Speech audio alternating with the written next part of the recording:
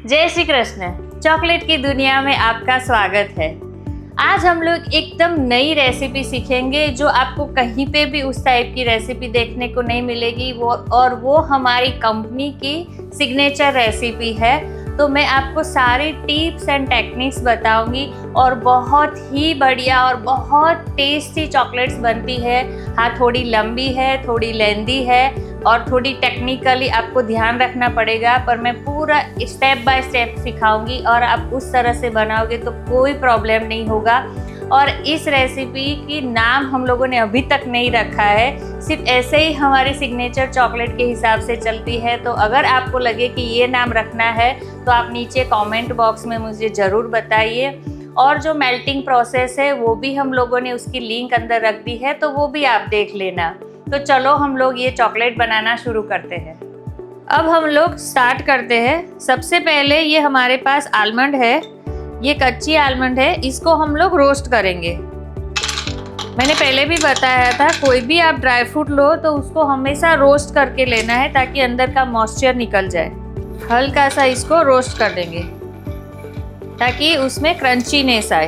देखो हमारी ये फूट गई है, हमें इस तरह से आलमंड चाहिए। इसको हम लोग साइड में रख देंगे। अब हम लोग इसका जो बीच का कैरेमल का पोर्शन है वो बनाएंगे। अब कैरेमल के लिए हम लोग ये वाली क्रिस्टल वाली जो चीनी आती है वो लेंगे। इसको हम लोग इसके अंदर डाल देंगे। ये बहुत मेन पार्ट है, इसको बहुत ध्यान से करना है। और गैस हो तो गैस का फ्लेम लो रखिए, और अगर आपके पास इंडक्शन हो तो उसका भी फ्लेम लो पे रखिए। और इसको अभी हिलाना नहीं है, धीरे धीरे वो साइड में से कैरेमलाइज होगा। अब देखिए ये बीच का जो पोर्शन है वो धीरे धीरे मेल्ट होने लगा है। जैसे ही मेल्ट होना शुरू हो जाए हम एकदम स्लो कर देंगे।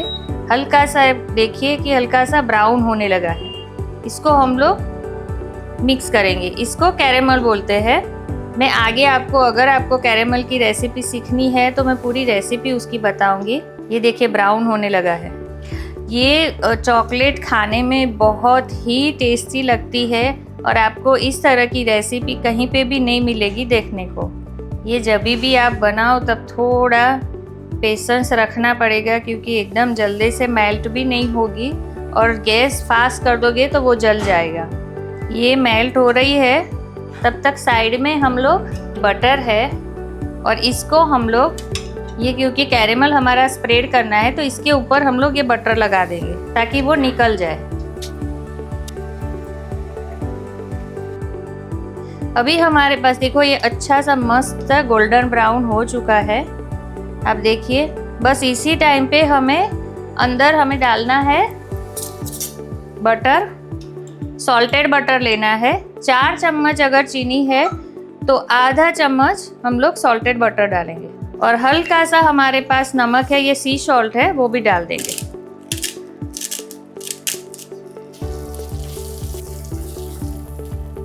इसको हम लोग प्लेट में फैला देंगे। और हमें लिक्विड नहीं रखना है, हल्का सा कड़क हो जाए वैसे लेना है, जैसे चिक्की बनाते हैं ना उसी तरह से। ये हमारा रेडी हो चुका है। ये जो बटर लगाई हुई प्लेट है उसके अंदर हम लोग ये निकाल देंगे। ये देखो फटाफट ठंडा होने लगा है। ये थोड़ा स्टेप आपको स्पीडी करना पड़ेगा। और इसको फैला देंगे जैसे हम लोग चिक्की करते हैं ना उसी तरह से, पर एकदम से पतला सा लेयर करना है हमें। और जब गरम गरम ही हो तब हम लोग इसके छोटे छोटे पीस कर देंगे इसी तरह से। इसको करीबन 10-15 मिनट में ये अच्छे से सेट हो जाएगा, ठंडा हो जाएगा। फिर तब तक मैं आपको दिखा देती हूँ कि हमें जो आलमंड है वो किस तरह से छोटे छोटे पीस चाहिए। ये हम लोगों ने आलमंड जो रोस्ट की थी वो ठंडी हो चुकी है और हमारे पास ये जो चिली कटर नॉर्मल होता है उसी में ही ये होगा। हमें ये मिक्सचर में भी क्रश नहीं करना है या फिर ब्लेंडर में या कुछ भी उसी चीज़ में क्रश नहीं करना है, क्योंकि हमें हल्का सा छोटा छोटा पीस चाहिए। इसमें भी किस तरह से आपको कट करना है वो मैं बता देती हूँ। इसको हम लोग एक बार ऐसे घुमाएंगे, फिर वापस घुमाएंगे, फिर सीधा घुमाएंगे 2-3 बार, फिर वापस घुमाएंगे। क्योंकि हमें एकदम बारीक पाउडर जैसा नहीं चाहिए, हल्का क्रंचीनेस आए उसी तरह से हमें चाहिए। तो मैं दिखा देती हूँ कि किस तरह से वो बनेगा।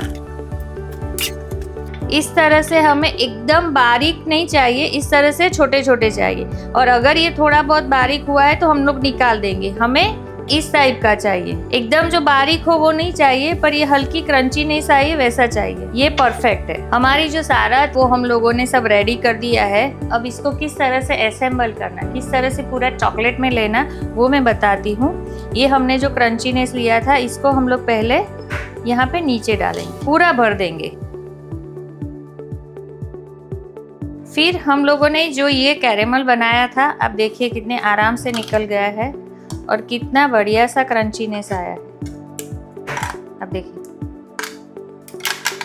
और ये हम लोगों ने बटर डाला था, उसकी वजह से शाइनिंग भी बहुत ही बढ़िया है। आप ऐसे ही खा सकते हो। अगर आपको इसके अंदर ड्राई फ्रूट डालना है तो डाल सकते हो, पर मैं विदाउट ड्राई फ्रूट बनाती हूँ। इसके हम लोगों ने जो छोटे छोटे पीस बनाए थे, उसका भी हम लोग यूज़ करेंगे।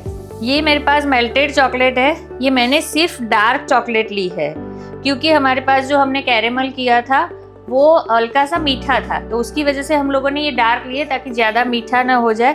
और चॉकलेट कैसे मेल्ट करना है उसका मैंने ऑलरेडी वीडियो लिंक में डाल दिया है, तो वो आप देख लेना। और अभी हम लोग इसके अंदर चॉकलेट डालेंगे। हमें थोड़ा ही चॉकलेट डालना है, नीचे का लेयर दब जाए उस तरह से। इसको हम लोग इस तरह से हल्का सा टैप कर देंगे ताकि कहीं पे भी जगह हो तो स्प्रेड हो जाए।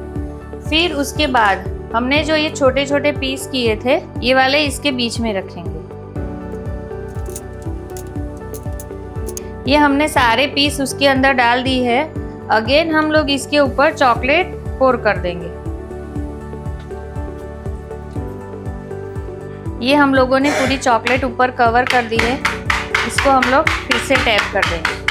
और ये जो हमारा था आलमंड का चूरा, उसके ऊपर हम लोग फिर से डाल देंगे।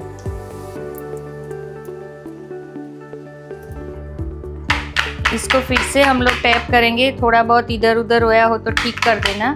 और इसको टैप करने के बाद हम लोग फ्रीज़र में इस 10 से 15 मिनट के लिए रखेंगे ताकि अच्छे से सेट हो जाए। ये मैं फ्रीज़र में रखने जा रही हूँ। तब तक आपको ये रेसिपी पसंद आई हो तो आप मेरे चैनल को सब्सक्राइब कर दीजिए। ये हमारा रेडी हो चुका है। इसको हम लोग अनमोल्ड कर देंगे। आप देखिए ऊपर से भी ये सारा जो हमारा है वो एकदम सेट हो चुका है। थोड़ी बहुत जो बार होगी वो निकलेगी तो कोई बात नहीं।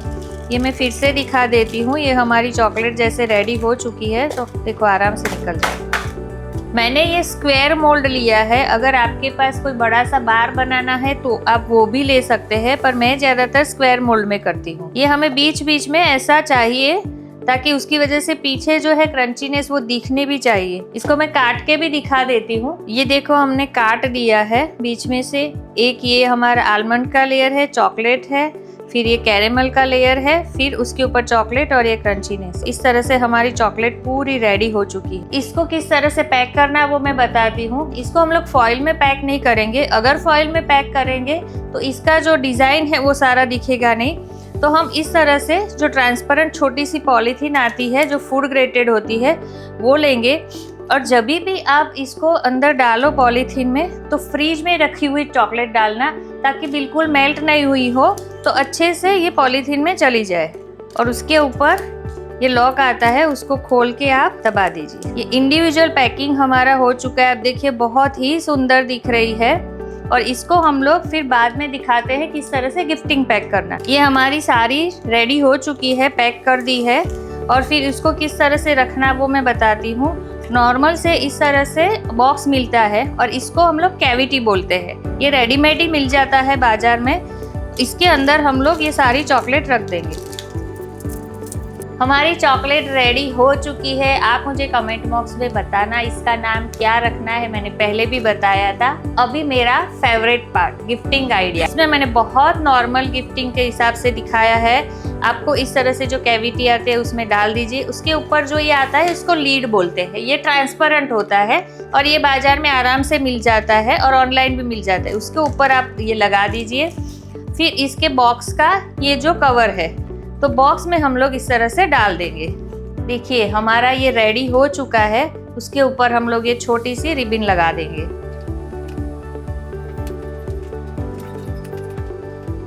और ये हमारी जो सिग्नेचर चॉकलेट है वो बन गई है विथ गिफ्टिंग। तो आपको ये चॉकलेट कैसी लगी मुझे कमेंट बॉक्स में ज़रूर बताना। एक ऐसी मिठास जो यादों में बस जाए। तब तक एक्सटेसी चॉकलेट।